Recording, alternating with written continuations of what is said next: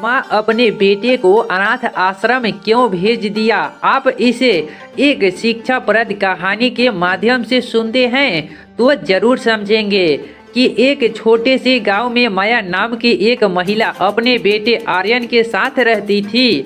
माया का पति कई साल पहले एक बीमारी के कारण गुजर गया था और तब से उसने अकेले ही अपने बेटे को पाला पोसा। आर्यन इसका इकलौता सहारा था और माया उसे बहुत प्यार करती थी। उसने दिन रात मेहनत करके अपने बेटे की हर जरूरत पूरी की ताकि उसे किसी चीज़ की कमी महसूस ना हो। बेटा जब छोटा था तब बहुत प्यारा और समझदार था, लेकिन जैसे जैसे बड़ा हुआ उसमें बदलाव आने लगे। धीरे धीरे वह आलसी और जिद्दी होता गया।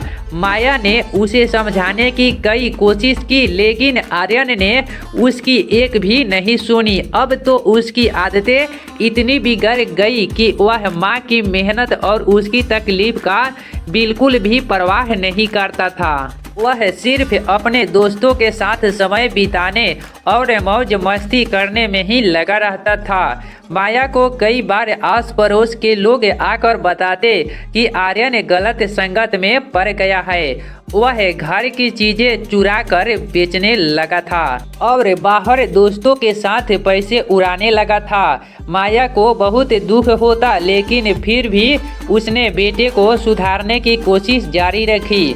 वह हर दिन उसे समझाती, उसे अच्छे संस्कार देने की कोशिश करती, परंतु आर्यन पर इसका कोई असर नहीं हुआ। उसने माँ की बातों को अनसुना करना शुरू कर दिया था। एक दिन आर्यन ने घर का कीमती गहना चुरा कर बेच दिया। जब माया को यह बात पता चली तो वह बहुत दुखी हुई। उसने आर्यन से पूछा, बेटा तुम ऐसे क्यों कर रहे हो? मैंने तुम्हारे लिए सब कुछ किया है, फिर भी तुम मुझे इतनी तकलीफ क्यों दे रहे हो? आर्यन ने कोई जवाब नहीं दिया और घर से बाहर चला गया। माया ने उस दिन महसूस किया कि उसका बेटा अब पूरी तरह से बिगड़ चुका है। माया ने कई रातें रोते हुए बिताई और सोचा कि आखिर वह क्या करे। उसने यह भी सोचा कि उसके इस व्यवहार से समाज में उसकी और बेटे की छवि खराब हो रही है। आखिरकार उसने एक कठोर निर्णय लिया। उसने तय किया कि वह आर्यन को अनाथ आश्रम भेज देगी। यह निर्णय उसके लिए बहुत कठिन था, लेकिन उसे लगा कि शायद वहां जाकर आर्यन के अंदर सुधार आएगा और उसे जीवन के सही मूल्य समझ में आएगा।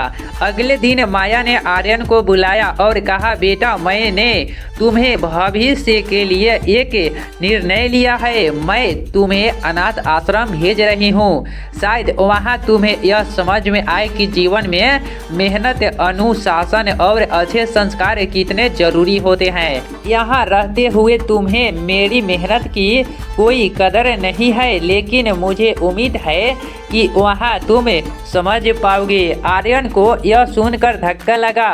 वह गुस्से में माया पर चिल्लाया और बोला, तुम मुझे वहाँ क्यों भेज रही हो? मैं तुम्हारा बेटा हूँ, अनाथ नहीं। माया की आंखों में आंसू थे, लेकिन उसने अपने निर्णय को नहीं बदला। वह जानती थी कि अगर वह इस कदम से पीछे हटी तो उसका बेटा कभी नहीं सुधरेगा। माया ने आर्यन को अनाथ आश्रम भेज दिया। आश्रम का जीवन कठिन था, वहाँ का अनुशासन सख्त था। शुरू में आर्यन को बहुत कठिनाई हुई। उसे आश्रम में रोज काम करना पड़ता, समय पर उठना और पढ़ाई भी करनी होती थी। वहाँ का खाना सादा होता था और किसी तरह की विलासिता की अनुमति नहीं थी। आर्यन को अब अपनी माँ की बातों और उसकी दी गई सुविधाओं की कदर होने लगी थी। धीरे धीरे आर्यन को महसूस हुआ कि उसकी माँ ने उसके लिए जो भी किया वह उसकी भलाई के लिए था। आश्रम में उसे ऐसे बच्चे मिले जो सचमुच अनाथ थे और उनके पास न तो परिवार था और न ही कोई सहारा। उसने सोचा कि वह तो कितना भाग्यशाली था कि उसकी माँ ने उसे इतने प्यार से पाला पोसा, लेकिन उसने उसकी मेहनत की कभी इज्जत नहीं की। एक दिन आर्यन ने आश्रम के प्रबंधक से कहा, मैं अब समझ गया हूँ कि मैंने अपनी माँ के साथ कैसा बर्ताव किया। मैं उनसे माफ़ी मांगना चाहता हूँ। आश्रम के प्रबंधक ने उसकी बात सुनी और कहा, पहले तुम यहाँ के नियमों का पालन करे, अच्छे इंसान बनो, फिर ही तुम्हें घर जाने की अनुमति मिलेगी। अगले कुछ महीनों में आर्यन ने आश्रम में अपने आचरण को पूरी तरह सुधार लिया। वह मेहनत करने लगा, अनुशासन का पालन करने लगा और अपनी माँ के प्रति मन में कृतज्ञता महसूस करने लगा। आखिरकार एक दिन आश्रम के प्रबंधक ने उसकी मेहनत और सुधार को देखते हुए उसे घर वापस जाने की अनुमति दी। आर्यन घर लौटा और अपनी माँ के पैरों में गिरकर रोने लगा। उसने माया से माफ़ी मांगी और कहा, माँ,